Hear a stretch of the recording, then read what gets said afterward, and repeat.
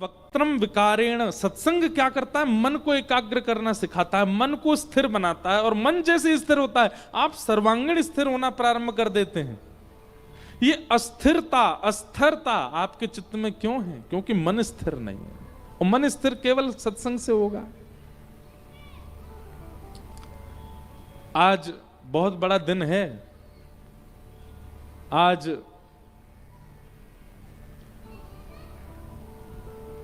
हिंदू हृदय सम्राट छत्रपति श्री शिवाजी महाराज का जन्मोत्सव है। आज ये कोई मानव नहीं रहे होंगे, निश्चित ही ठाकुर जी का अंश ही पधारा पृथ्वी पर। आपको पता है, अब देखिए ज्यादा उनके विषय में तो मुझे भी थोड़ा ही थोड़ा पता है, पर जितना पता है उतना पर्याप्त पता है, इतना तो सबको पता होना चाहिए। पर छत्रपति शिवाजी महाराज नित्य सत्संग करते थे। और किनका सत्संग करते थे? हमारे महाराष्ट्र में जिन्होंने पंडरीनाथ भगवान को खूब अपनी वाणी से रिझाया, श्री तुकाराम जी महाराज। तुकाराम जी का सत्संग श्रवण करते थे, श्री सत्संग श्रवण करते थे, उनको गुरु मानते थे, उन्हीं के शिष्य हैं। तो छत्रपति शिवाजी का ये नियम था,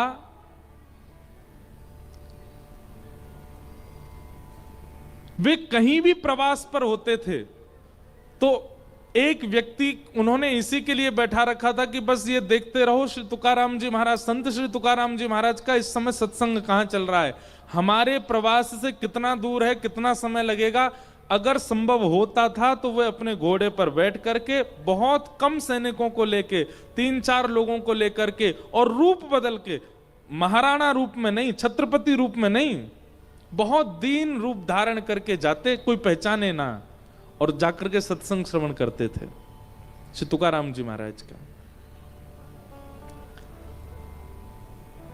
एक बार मुगलों को पता चल गया कि छत्रपति शिवाजी सत्संग श्रवण करने जाते हैं श्री तुकाराम जी महाराज का, और जब ये सत्संग श्रवण करने जाते हैं तो इनकी सेना इनके साथ नहीं होते, सैनिक नहीं होते, और ये अस्त्र शस्त्र छोड़ करके जाते हैं अपने कक्ष में। अच्छा बताओ, कोई इतना बड़ा व्यक्ति, इतना बड़ा राजा जिसके पीछे अनेकों मुगल पड़े थे, अनेकों शत्रु थे, वो अपने अस्त्र शस्त्र छोड़ करके क्यों जाता है? इसके पीछे क्या समझ में आता है आपको? विश्वास गुरु के प्रति, विश्वास सत्संग के प्रति। जहां हमें विश्वास की कटौती लगती है वहां हम शस्त्र रखते हैं, पर जहां हमें पूर्ण भरोसा वहां शस्त्र की आवश्यकता थोड़ी। तो एक बार मुगलों को पता चल गया कि शिवाजी महाराज जाते हैं और सत्संग करते हैं, कोई सेना नहीं रहती और इनके साथ अस्त्र शस्त्र भी नहीं होते। तुकाराम जी के सत्संग की सारी लिस्ट निकलवाओ, और वहां हम जाकर के सत्संग के बीच में छत्रपति पर आक्रमण कर सकते हैं।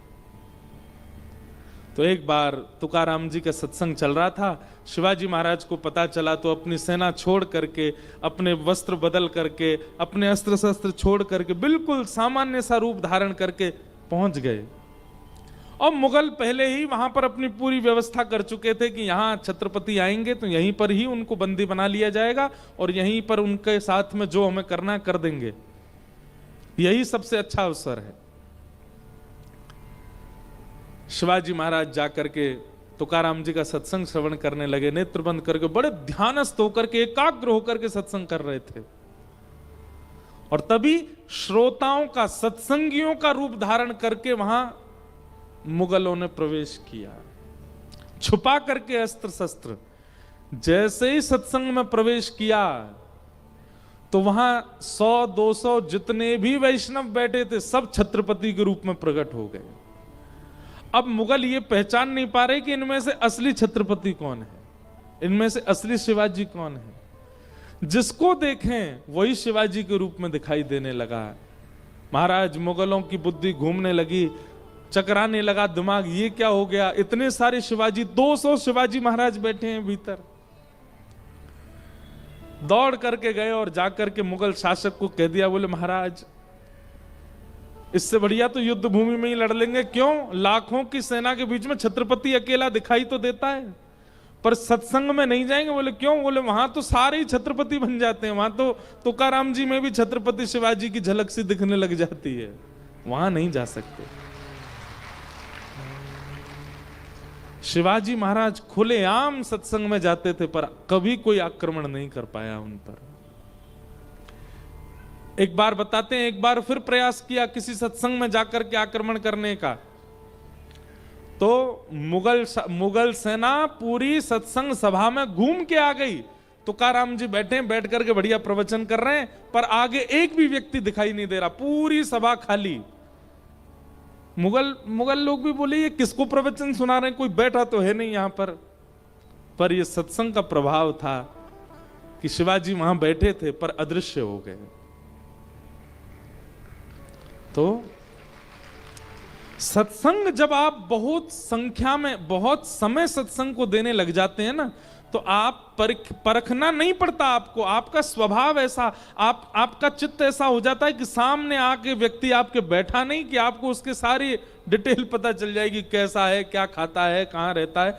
और संसारी व्यक्ति जब परखिया होता है ना, तो दूसरे व्यक्ति की नीचता देख करके उससे घृणा करता है, पर सत्संगी व्यक्ति सामने वाले व्यक्ति को पहचान करके भी उससे घृणा नहीं करेगा। अगर आप गैर सत्संगी हो और आप किसी को परख लो, तो आप उसके प्रति दो बातें बुरी भी बोलोगे, अरे राम राम, ये तो खाता है, ये तो पीता है, ये तो ऐसा है, ये तो वैसा है, ये तो ऐसे स्वभाव वाला है। लेकिन सत्संगी परखिया जब बनोगे, तो सामने वाले व्यक्ति के अवगुण पता लगने पर भी आप उससे घृणा नहीं करोगे। आपको लगेगा मैं अगर अपने बल से कुछ हो सके तो इसकी सहायता करूं, इसको थोड़ा सुधारने का प्रयास करूं, ऐसा व्यवहार। सत्संग एक प्रकार का निर्माण है, वो करता है मानव के चित्त का निर्माण, और वही निर्माण ठाकुर जी को प्रिय है। जिन भेषा मेरो सावरो रीझे, हम गाएंगे नहीं, बस सुन लो 2 लाइन।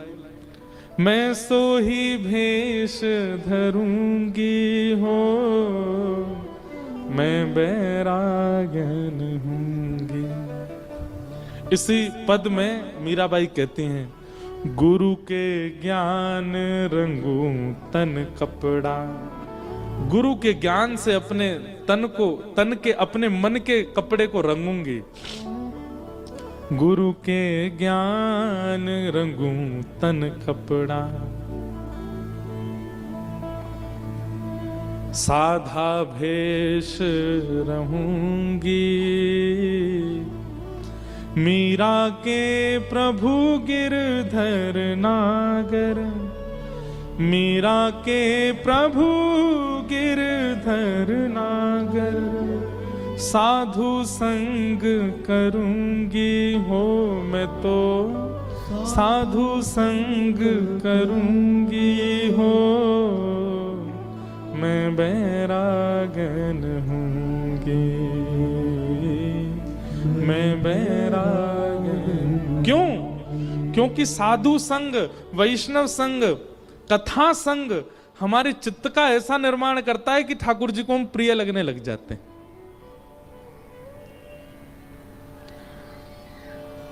पूतना रूप बदल करके गई, इतनी सुंदर बन करके गई कि जो देखता है पूतना को वही मोहित हो जाता है। पर जैसे ही पूतना ने ठाकुर जी के पास प्रवेश किया, तो भाई जिसको मोहित करना चाहिए था वही मोहित नहीं हुआ। बुरा नहीं मानिएगा, हमारा श्रृंगार, हमारा सजना, हमारा सवरना, ये एक बाह्य भेष है, बाहर की बात नहीं हो रही है। पर हम कई बार अपनी बुद्धि का और मन का निर्माण भी ऐसा करते हैं कि संसार रीझे।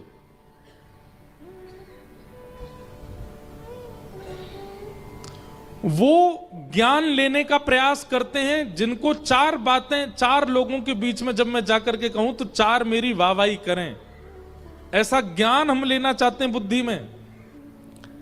ऐसा व्यवहार हम चित्त से करते हैं कि 4 लोग हमारे बारे में प्रशंसा करें, हमको देख करके कहें वाह भाई, तेवर हो तो ऐसे हो, रुतबा हो तो ऐसा हो। चार लोग कहें कि हाँ भाई पैसा वाला व्यक्ति है, ऐसा है वैसा है, हम ऐसा निर्माण करते हैं हम अपना कि जिससे संसार रीझे, समाज रीझे।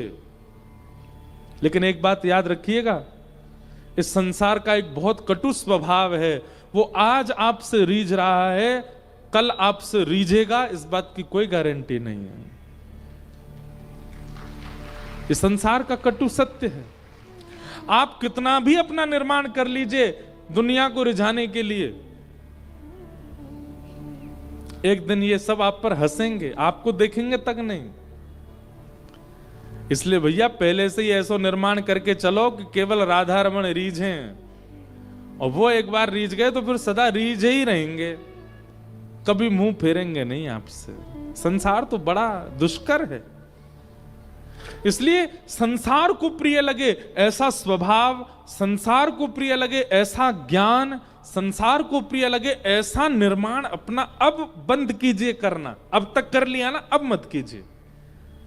अब आज से और अगले क्षण से ही ऐसा निर्माण करो कि कभी श्री राधा रमण रीझ है, कभी ठाकुर जी रीझ है। ये पद पूरी दुनिया गा रही है, अभी सब बालक गाते हैं, जिन भेषा मारो सांवरो रीझो, पर उसका भाव कौन समझ रहा है?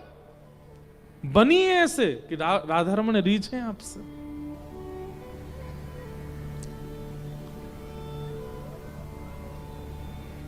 वे रीझते थे, मीराबाई से रीझ जाते थे।